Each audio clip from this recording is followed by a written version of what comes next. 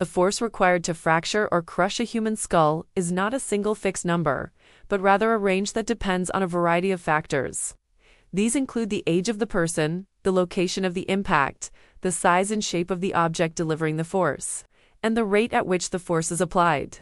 General force ranges, scientific studies, and forensic analyses have provided a range of values for the force needed to cause a skull fracture. Localized impact.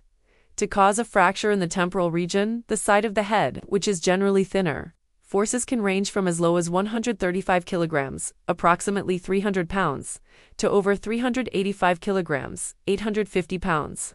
The force needed for a more severe fracture is higher, averaging around 356 kilograms, 785 pounds. Frontal impact.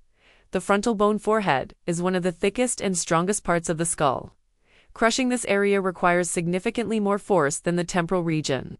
Compressive strength. A common figure cited in personal injury law is that it takes around 1,100 pounds of pressure force to break a skull. This is a general estimate and not a precise scientific measurement. Key factors influencing fracture age. A child's skull is more flexible and less mineralized than an adult's, making it more resistant to fracture from certain types of impacts, but also more vulnerable to others. Conversely, the skulls of older adults can become more brittle and prone to fracture. Point of impact. As mentioned, the skull's thickness varies.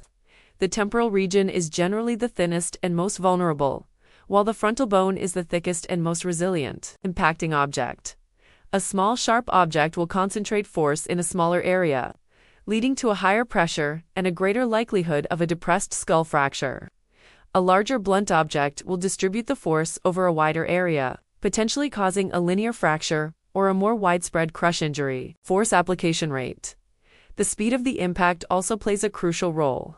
A quick, high-speed impact like a car crash transfers a tremendous amount of energy in a short time, leading to a more severe injury than a slow, gradual application of force. In summary, while it is possible to provide a range of forces, the exact amount of force needed to crush a human skull is highly variable and depends on a complex interplay of physical and biological factors.